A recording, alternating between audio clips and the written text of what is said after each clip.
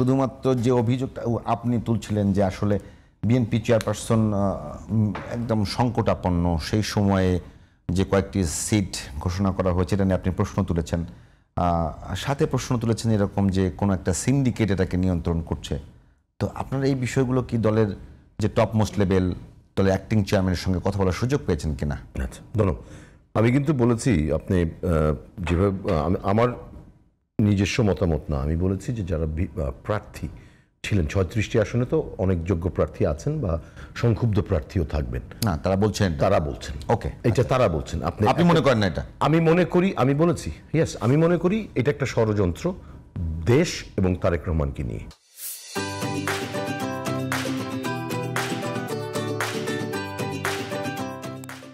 Syndicate আমি বলেছি, কিন্তু সিন্ডিকেট বাণিজ্য ওরা বলছেন, হ্যাঁ ওনারা বলছেন এখানে একটা সিন্ডিকেট, সেটাকে আপনি কোট করছেন, মানে আপনি বিলিভ করেন না এটা? এক্স্যাক্টলি। বাট আমি এই জায়গাটাকে বেমানান মনে করেছি, অপ্রত্যাশিত বলছি। আজকে বিএনপির এমন কোনো কিছু হয়ে যায়নি যে 4 তারিখে যেই প্রার্থিতাটা ঘোষণা করা হলো সেইখানে এটা ঘোষণাই করতে হবে। এই সময়টা সঠিক সময় নয়, আমি এইটা বলেছি, তাই না? আমাদের সাথে আমরা ন্যূনতম, আপনি আমাকে ক্যারি করতে পারবেন না। আপনি আমার জন্য যে আসনটা আমি চেয়েছি, যে আসনটাকে আপনি আমাকে চিঠি দিয়েছেন, আপনাদের মাধ্যমে যেই নিউজগুলো সারা বাংলাদেশে ছিল বিগত 15টি মাস ধরে, সেই জায়গাতে আমি নিশ্চিত ছিলাম যে এই আসনটি আমার জন্য আমাকে দেওয়া হবে। এবং সবচেয়ে মজার কথা কি জানেন, আমরা অনিবন্ধিত দল, আমরা ধানের শীষেই ভোট করতাম। সেইখানে তাদের যে জয় পরাজয়ের যে একটা হিসাব নিকাশ সেটাও কমে যেত, সেটাও হলো না। কিন্তু একটা ন্যূনতম মর্যাদার জায়গা থাকে, তাই না?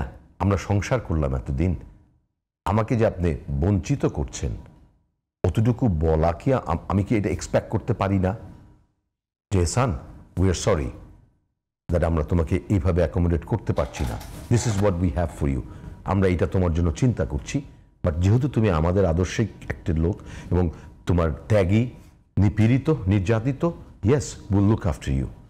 আমি শুধু অতটুকু জায়গায় যদি যাই, এইটা এক্সপেক্ট করার অধিকার কি আমার আছে কি নাই আমি আপনার কাছে প্রশ্ন করছি। এটা আছে, এইটাই হলো না সেই জায়গাটাতেই। আপনার মত আজকে যেটা হলো বিশ্বাস অবিশ্বাস, এই শিরোনামে আমি পড়ি না, আমি বের হয়ে যাই নাই বিএনপি থেকে, কিন্তু আমাদের মর্যাদা হানি করা হয়েছে সামাজিকভাবে। প্রতিশ্রুতি, আমি বারবার বলছি, প্রতিশ্রুতিটার ভঙ্গ করা হয়েছে। যে কোনো জায়গায় প্রতিশ্রুতি, ওয়াদা, জবান, অ্যাজ এ মুসলমান ইটস ভেরি ইম্পর্টেন্ট।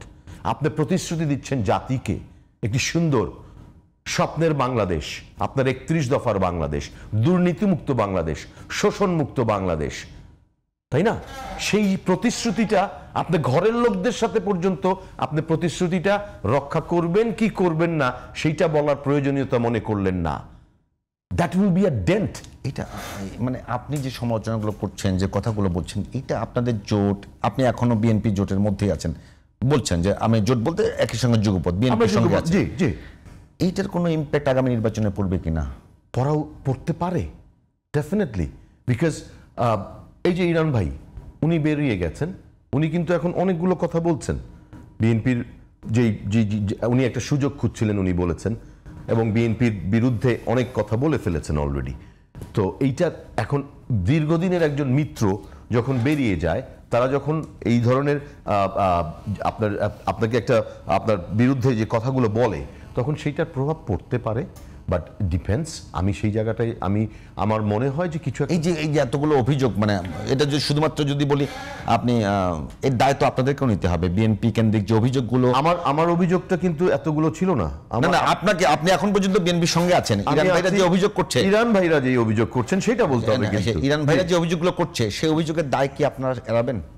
সেই অভিযোগের দায় যখন আমার নির্বাচনের বিষয়টা আসবে, আমরা যখন নির্বাচনী প্রচারণায় যাব, অবশ্যই সেটা যখন উঠে আসবে তখন সেটাকে আমরা, চাঁদাবাজি নিয়ে কথা এসছে, বিভিন্ন আওয়ামী লীগের অফিসের নিয়ে কথা এসছে, আওয়ামী লীগের অফিস, এটা উনি ইরান ভাই বলেছেন অনেক ক্ষেত্রে এক্সাজারেশন ছিল বিএনপি, উনি বলেছেন অনেক নেতাকর্মীকে বহিষ্কার করেছেন, অনেককে ফিরিয়ে এনেছেন। এই জায়গাটাতে আমি বলবো কি জানেন, দলীয় কোন্দলও ছিল অনেক সময়।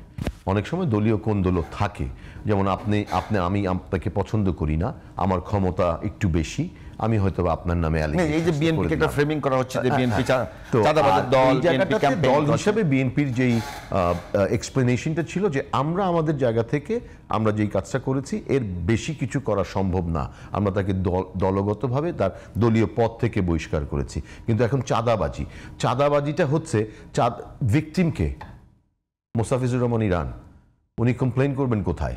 পুলিশের কাছে। পুলিশ কি ধরেছে?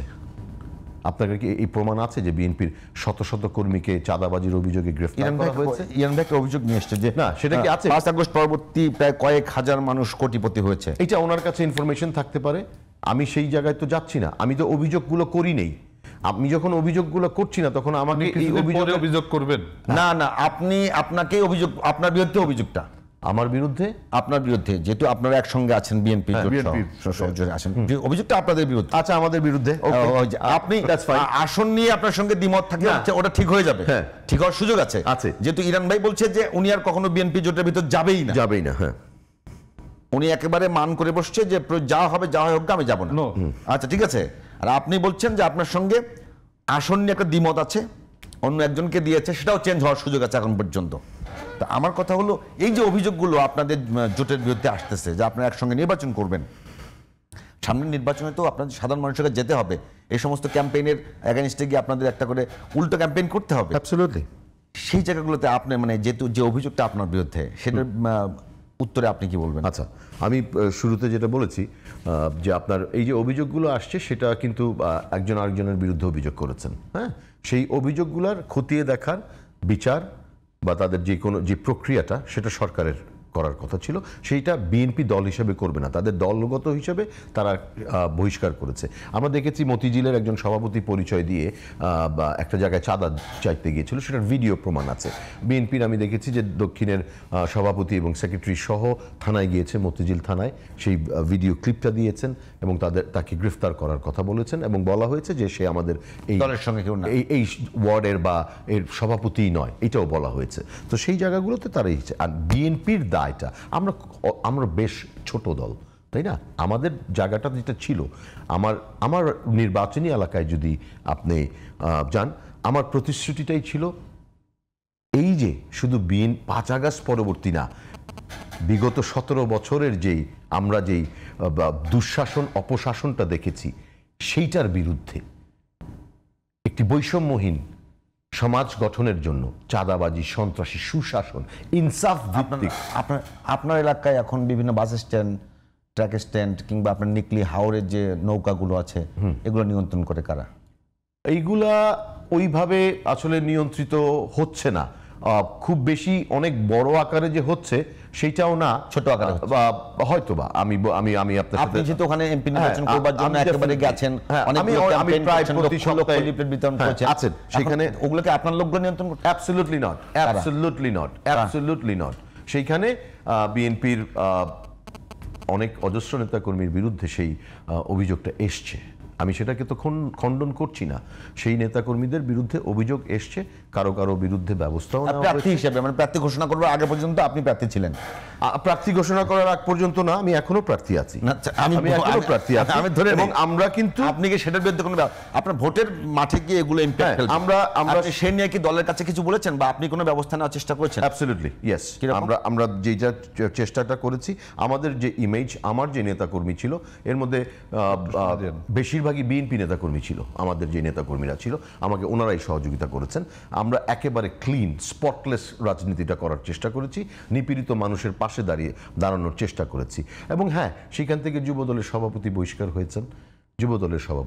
হয়েছেন থানার, এবং এরকম আরো বেশ কিছু লোক তারা বহিষ্কার করেছেন।